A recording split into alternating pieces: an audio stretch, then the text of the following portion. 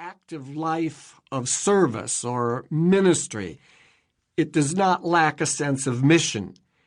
In other words, really, it's not as if being contemplative is in some way in opposition to being more active in our lives.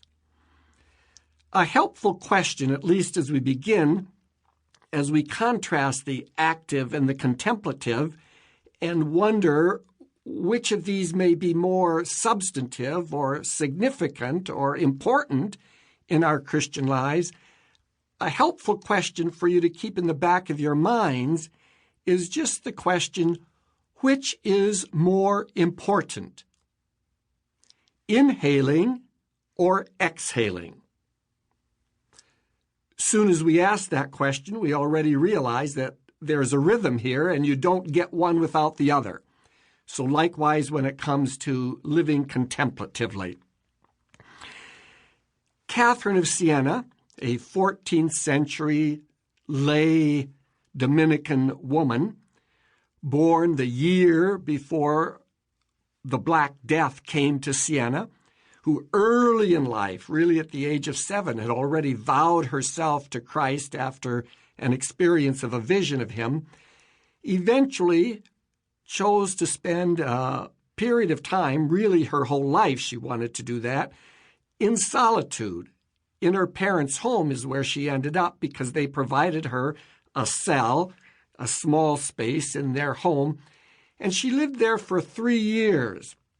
In that cell, growing in her love of God, deepening her contemplation, but eventually was called by Christ out of that context to be more active in Siena with the sick, the poor, eventually attracting disciples.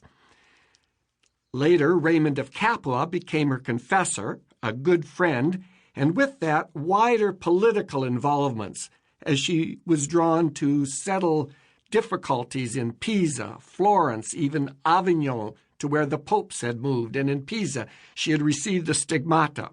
She died young at the age of 33 in Rome. She desired to live deeply, contemplatively in union with Christ. And when she heard Christ encouraging her, calling her to come forth from those years of solitude, to be more present to the world, more active there, she was distressed, deeply distressed, as if somehow she had offended Christ, as if he maybe didn't love her anymore to the same degree.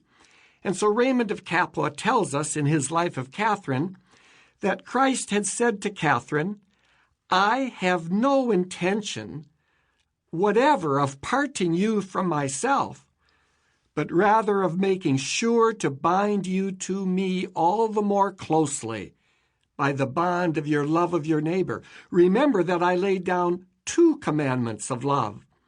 On these 2 commandments, as I myself bore witness, depend the whole law and the prophets.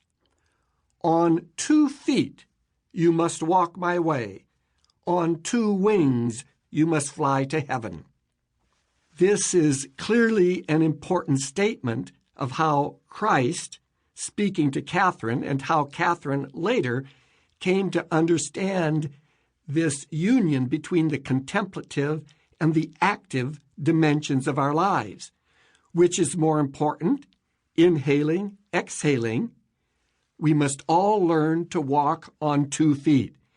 To try to fly with 1 wing or walk on 1 foot, either the foot of love of God or that of love of neighbor, doesn't work. In a similar way, Meister Eckhart, also a 14th century Dominican mystic, earlier than Catherine, who had studied in Paris and Cologne, became very active as a prior and provincial in the Dominican order, taught in Paris, preached in Strasbourg, in Cologne, lived a very active life, obviously, and yet is known to us today as perhaps one of the more profound mystics in the Christian tradition.